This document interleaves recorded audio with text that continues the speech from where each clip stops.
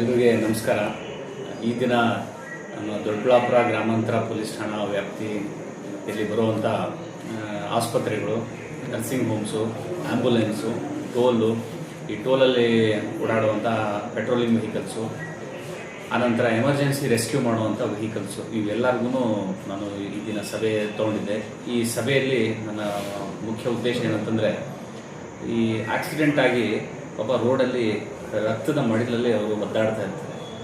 ಈ ಹಾಸ್ಪಿಟ್ಲಿಂದ ಕೆಲವೇ ಮೀಟರ್ಗಳ ಹತ್ತಿರದಲ್ಲಿದ್ದರೂ ಸಹ ಈ ನಮ್ಮ ಆಂಬುಲೆನ್ಸ್ ಡ್ರೈವರ್ಗಳು ಏನು ಮಾಡ್ತಾರೆ, ಯಾವುದೋ ದೂರ ಹಾಸ್ಪಿಟ್ಲಿಗೆ ತೊಗೊಂಡು ಹೋಗೋದು, ಆ ವ್ಯಾಲ್ಯೂಬಲ್ ಗೋಲ್ಡನ್ ಅವರ್ ಅಂತ ನಾವೇನು ಹೇಳ್ತೀರಿ ಅದನ್ನು ಅರ್ಥ ಮಾಡ್ಕೊಳ್ತೀರಾ ಪಕ್ಕದಲ್ಲಿರೋ ಹಾಸ್ಪಿಟಲ್ ಸೇರಿಸ್ದಿರಾ ಬೇರೆ ಬೇರೆ ಎಲ್ಲೋ ತೊಗೊಂಡೋಗಿ ಬೇರೆ ಉದ್ದೇಶಕ್ಕೆ ತೋರಿಸ್ತಾ ಇದ್ದಾರೆ.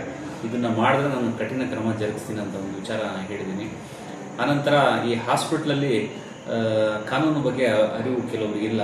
ಅಂತಂತಂದರೆ ಗಾಯಾಳು ಅಲ್ಲಿ ಹಾಸ್ಪಿಟ್ಲಲ್ಲಿ ಇರ್ತಾನೆ, ಅವನಿಗೆ MLC ಮಾಡಿ ಒಂದು ಇಂಟಿಮೇಷನ್ ಕೊಡೋದು ಒಂದು ಪ್ರೊಸೀಜರ್. ಆದರೆ ಅಲ್ಲಿ ಅವ್ರಿಗೆ ಫಸ್ಟ್ ಏಡ್ ಕೊಡಬೇಕು ಮತ್ತು ಸರ್ಜರಿ ಕೊಡಬೇಕು. ಇದು ಮಾಡ್ದಿರಾ ನೀನು FIR ಮಾಡ್ಕೋಬಾ, ನೀನು ಆ ರಿಪೋರ್ಟ್ ತೊಗೋಬಾ, ಈ ರಿಪೋರ್ಟ್ ತೊಗೋಬಾ ಅಂತ ಸುತ್ತಾಡಿಸುವಂಥ ಕೆಲಸನೂ ನಮಗೆ ಗಮನಕ್ಕೆ ಬಂದಿರೋದ್ರಿಂದ ಒಂದು ಅವೇರ್ನೆಸ್ ಕ್ರಿಯೇಟ್ ಮಾಡೋದಕ್ಕೆ ನಾನು ವಿಚಾರನ ಹೇಳಿದ್ದೀನಿ.